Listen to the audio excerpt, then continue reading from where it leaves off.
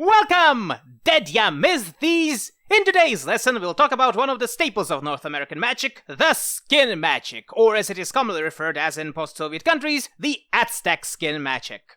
I should probably say that the Soviet term for it is slightly misleading, as contrary to the function of this magic, Aztecs had nothing to do with this one. In fact, we're not really sure who exactly created this school in the first place. There are three theories regarding it. One was that it was created by the Navajo people, citing presence of witches known as skinwalkers among them, but this theory is being actively disputed right now, partially because there's no real concrete evidence that Navajo or any adjacent people had magic of a similar effect, partially because it was made in times and by people who, let's just say, had some racial bias towards Native Americans in general. The second theory is that it was created by the Southern African Americans, or to be more specific, by the escaped slaves to blend in the white population to avoid capture. This theory was also made in some troubled times for the US of A, but this one also has slightly more evidence supporting it, and if true, is actually an example of a wholly indigenous African American magic out there, dubious that may be as a reward. The third theory, and to be honest I personally believe this one the most, it was developed by the Pinkertons specifically to infiltrate and break labor unions. You'll get why I think so in a bit. So,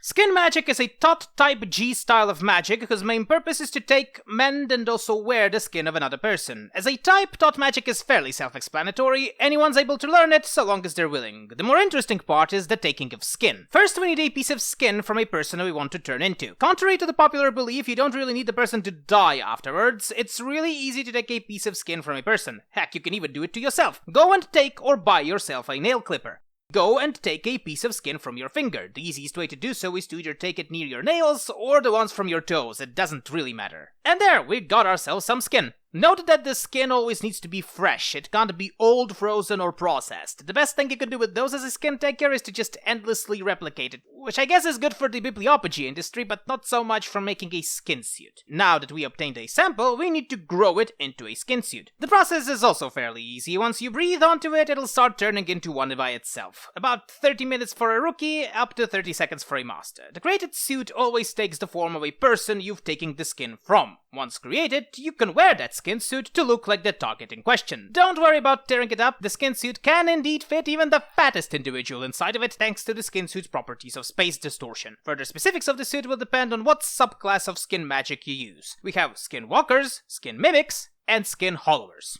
Skinwalkers are the most basic of the three. It does pretty much what I've mentioned before. Skins made by them allow you to look like, sound like, and even have mannerisms of the person you've made the skin suit from. It doesn't turn you into the person though, so a fair bit of acting skills is needed for it to be used as an infiltration tactic, but without talking to people, it'll fool facial scanning, fingerprint scanning, and even retina scanning. The only thing it will not fool is blood or soul scanning, but let's be real here, if the place you want to infiltrate has those measures in place, you probably don't want to use skinwalker services for that. Skin mimics, on the other hand, are much more interesting in that it actually can't wear its own suits. Other people can, but it's not really recommended for the following reasons. Skin mimics can partially replicate the soul of the person used to make their suits. What this means is that these suits of skin are at least partially sentient. Because of this, the most common way to use these skins is to actually blow them up. The skin mimic fills it with air, and the skin suit is turned into a creature that can obey the commands of the mage. They're not that useful as combatants, as any piercing attack can destroy them, but they do make for a great cannon fodder, especially when they're decked with ranged weapons. In fact, since the suit retains muscle memories, it's a common practice for all armies of the world to sell and buy skin pieces of their best soldiers to replicate them in at least some capacity. The other way to use these skin suits is to wear them, but I personally wouldn't recommend that unless it's your fetish. Thing is, even though partial, it is still a soul, and it merges with your own one when wearing it, which can lead to the degradation of your personality. The easiest way to think about it, imagine that you're an amnesiac. You've been one for however long you live right now, and the old you is so distant, it might as well not exist. And now imagine suddenly at least 45% of those memories come flooding into you back again, rapidly and without any warning. It sure does help with infiltration, but since they're your own memories, who are you infiltrating exactly, though? It may just so appear that you always worked here and just don't remember it.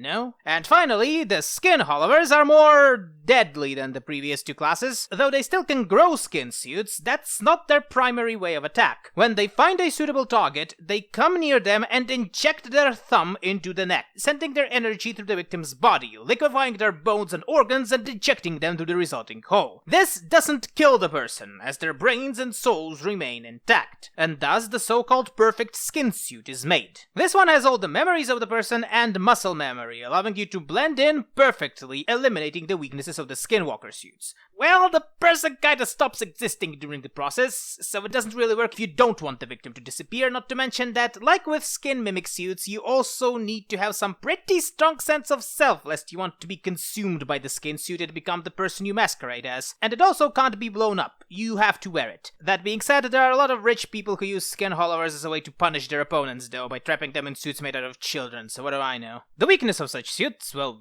besides the discrepancies in behavior, is simple, but also one that makes it really hard to use in public without looking weird.